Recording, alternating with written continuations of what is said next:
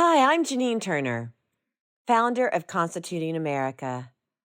This is our annual 90-day study, The Genius of America, A Journey into Our Republic, a study on Alexis De Tocqueville's Democracy in America.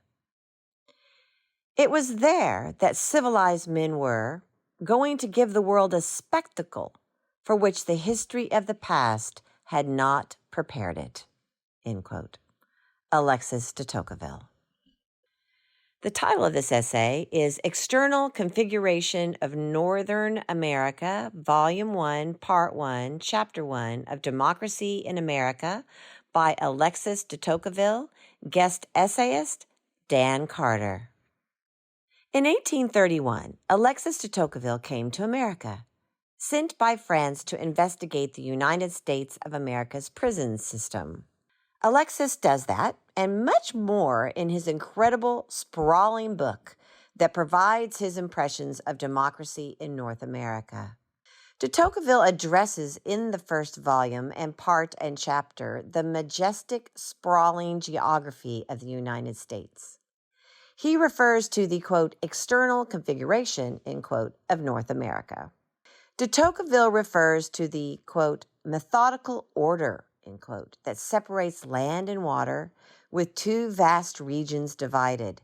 He notes the two great mountain ranges that separate the regions, one being the Alleghenies in the east and the other the Rocky Mountains in the west. In between the two mountain ranges is the, quote, father of the waters, or the Mississippi, end quote.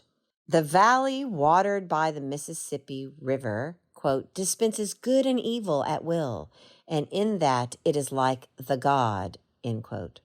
De Tocqueville notes that the waters are responsible for the country's sterility and abundance.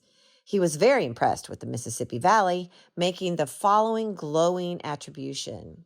Quote, the Mississippi Valley is, all in all, the most magnificent dwelling that God has ever prepared for the habitation of man, and nonetheless, one can say that it still forms only a vast wilderness, end quote. De Tocqueville would be pleased, one would think, if he could jump ahead almost 100 years to the present and see that the wilderness is no more. Turning to the territory that is east of the Alleghenies and west of the Atlantic Ocean, de Tocqueville characterizes that part as, quote, a long band of rocks and sand that the sea in retreating seems to have forgotten, end quote. The small territory, 100 miles wide and 900 miles long, did not lend itself to ideal or easy farming. This land, de Tocqueville describes, was, quote, on that inhospitable coast, end quote, where, quote, were born and grew the English colonies that were dated to become the United States of America, end quote.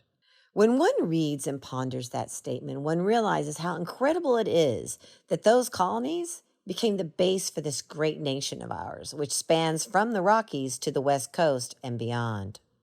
In this first part, de Tocqueville speaks much of the Native Americans and contemplates the first European settlers arriving to the new place.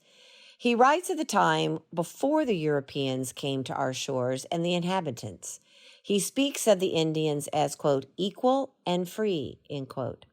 He contemplates the, quote, landing on the shores of North America, end quote, by Europeans, having little impression on the natives, as, quote, their presence gave rise neither to envy or fear, end quote. Quote, mild and hospitable in peace, pitiless in war, even beyond the known boundaries of human ferocity, the Indian would expose himself to die of hunger in order to assist the stranger who knocked at the door of his hut in the night. The most famous ancient republics had never admired a firmer courage, prouder souls, a more intractable love of independence than was hiding in the wild woods of the New World, end quote. Quote, the Indian knew how to live without needs, to suffer without complaining, to die singing. They adored God, the creator of the universe. Their notions on great intellectual truths were generally simple and philosophical, end quote. De Tocqueville in this chapter identifies the resources and bountifulness of the United States and provides reasons why the nation he wrote so much about was in the position it was, even before the Industrial Revolution that was soon to come.